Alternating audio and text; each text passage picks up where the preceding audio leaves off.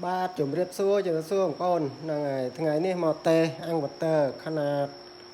pram cái lỗ và khăn pram cái lỗ đây khi nhom tầm lạng môn nữa nè ông vốn là ngày này ở miền màu chạy lệ say tê nè là ngày trong màu như vậy thì ca đất kính chun và dương phải hai chung cầm hôn tê ăn một tơ đấy bà bị đàm lái cứ nhom tầm lạng màu và hai chỉ buồn chứ năm hơi là ngày ôi ôn nơi nơi cà rê bà con nơi cà rê là ngày hỏi quạt có món ăn một tơ cái nhóm nè tục praក្នុងផ្ទះនៅស្រុកខ្មែរដែរណាហ្នឹងហើយហើយគាត់ក៏អត់ទាន់បានឡើងមកប្រើអង្គតើហ្នឹងបាទហើយបញ្ហាវាគឺស្រាប់តែប្រហែលថ្ងៃមុននេះពី3ថ្ងៃមុននេះគាត់ឲ្យបងគាត់តម្លើងប្រើនៅផ្ទះនៅស្រុកខ្មែរហ្នឹងណាតម្លើងប្រើទិញថ្មទិញអីដាក់ទៅតម្លើងប្រើស្រាប់តែដើរម៉ាស៊ីនបានមួយផ្លែតទៅវាឆេះបតហ្នឹងហើយវាមានបញ្ហាឆេះបតគឺបញ្ហាហ្នឹងគឺមកពីការដឹកជញ្ជូនហ្នឹងហើយមុនខ្ញុំផ្ញើជូនគាត់ហ្នឹងគឺខ្ញុំតេស្តអស់ហើយខ្ញុំឆែកគាត់ផ្ញើមកខ្ញុំឆែកទៅឃើញថាបតមានបញ្ហាហ្នឹងហើយស្នួរដែលភ្ជាប់បតជាប់អីទាំងអស់នេះគឺបាក់បែកហ្នឹងហើយដួលបាក់បែកទៅចឹងទៅវាប៉ះគ្នាហើយបតជើងឧបករណ៍ខ្លះវាទៅប៉ះជាមួយដែកជាមួយអីដើរម៉ាស៊ីនបានមួយផ្លែតទូសេឆេះហ្នឹងហើយខ្ញុំក៏គិតថាខ្ញុំផ្លាស់បតថ្មីឲ្យគាត់ហ្នឹងហើយខ្ញុំផ្លាស់ថ្មីឲ្យគាត់បតចាស់គាត់នេះហ្នឹងហើយមានបញ្ហាហើយបានមានតែកាប់សាច់ទេបតនេះណាហ្នឹងហើយយើងសួរថាជួសជុលបានដែរជួសជុលបានតែខ្ញុំអត់សប្បាយចិត្តហ្នឹងហើយសុខចិត្តខ្ញុំផ្លាស់បតថ្មីឲ្យគាត់ហ្នឹងហើយខ្ញុំដាក់បតធំយ៉ាងដើមទៀតបាទហ្នឹងហើយគឺយើងមិនដឹងនិយាយថាម៉េចណាហ្នឹងហើយការដឹកជញ្ជូនគេអត់ខ្វល់ទេពីរបស់យើងគេខ្វល់តែមួយយ៉ាងគេយកលុយថ្លៃដឹកជញ្ជូនពីយើងបាទហ្នឹងហើយគាត់ថាយើងមិនអោយលុយគេក៏គេមិនទទួលរបស់យើងតែប៉ុណ្ណឹងតែជាក់ស្ដែងយកលុយហើយអត់ទំនួលខុសត្រូវណាហ្នឹងហើយខ្ញុំអត់ច្អល់មុខក្រុមហ៊ុនណាទេតែនិយាយចង់ហ្នឹងហើយចង់ឲ្យដឹងបាទខ្ញុំតម្លើងទៅអង្គតើនេះតាំងពីខ្ញុំនៅស្រុកថៃបាទហ្នឹងហើយមកសេរីមុនគេប្រើមកយូរឆ្នាំហើយតែគាត់នេះបាទបងអូនគាត់អត់ទាន់បានប្រើហើយស្រាប់តែគាត់ប្រើទៅមានបញ្ហាដូចខ្ញុំនិយាយអញ្ចឹងហ្នឹងហើយឥឡូវបានតេស្តមកតាំងពីប្រហែលជាម៉ោង10ឥឡូវនេះម៉ោង2បាទម៉ោង2ហើយខ្ញុំតេស្តប្រើ power supply ហ្នឹងប្រើជាមួយ power supply តេស្តមានប្រព័ន្ធអូតូ ATS មានប្រព័ន្ធការពារហ្នឹងហើយភ្លើងអាគុយយើងចូលទៅលើក៏ផ្ដាច់ភ្លើងអាគុយស្រកដល់កម្រិតដែលយើងកំណត់ឲ្យវាផ្ដាច់ក៏ផ្ដាច់ហ្នឹង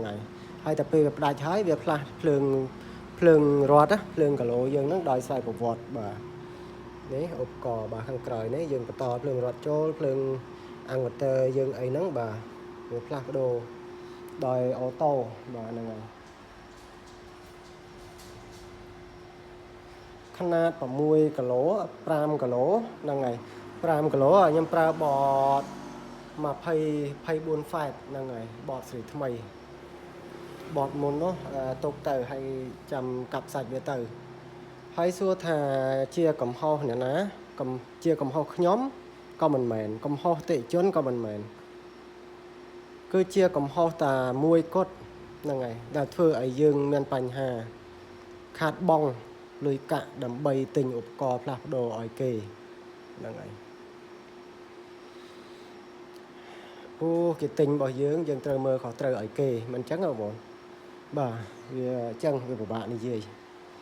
ហ្នឹងហើយឥឡូវកំពុងតែដំណើរម៉ាស៊ីនបាទភ្លើង227 228បាទហើយប្រព័ន្ធភ្លើងចូលភ្លើងអាគុយបាទសញ្ញាអាគុយអញ្ចឹងណាប្រព័ន្ធភ្លើងចូលហ្នឹងវា54អាគុយយើងអាគុយលីស្យូមបាទថ្មលីស្យូមហ្នឹង វាពេញវា54តែគេថាប្រភេទថ្ម51.2ហ្នឹងណាតែជាក់ស្ដែងវាពេញគឺ54បាទដោយ power supply ខ្ញុំនេះខ្ញុំមានធ្វើជា set ថ្មនីមួយៗឆែកវាឲ្យច្បាស់ថាយើងសេរីឥឡូវខ្ញុំ set ជា48 V ទៅឃើញថា 100% ហ្នឹងវា54បាទហើយបាទយើងសេរីទៅដឹងហ្មងភាគរយហើយនឹង volt វាឡើងចុះហ្នឹងណាបាទស្រួលយើងធ្វើការស្រួលយើងមក set នៅក្នុង inverter បាទបើថាប្រព័ន្ធបាទខ្ញុំ set inverter ប្រព័ន្ធ24ខ្ញុំសេរីអានាការនេះដាក់ប្រព័ន្ធ24ហើយចង់ដឹងថាភ្លើងមកពេញប្រមាណវ៉ុលហើយភ្លើងពេលអស់ហ្នឹងប្រមាណវ៉ុលបាទហើយយើងមើលភាគរយហើយនឹងវ៉ុលវាប៉ុណ្ណឹងបាទហ្នឹងហើយខ្ញុំធ្វើមកដើម្បីតេស្តឧបករណ៍ហើយនឹងដើម្បី set inverter តែម្ដងហ្នឹងហើយគឺឆ្នៃបាទឆ្នៃខ្លួនឯងទៅឥឡូវឃើញថាដំណើរការបានស្រួលវិញហើយពិបាកបាទពិបាកនិយាយវាពិបាកមែនបើមានយន្តហោះអីដឹកយន្តហោះ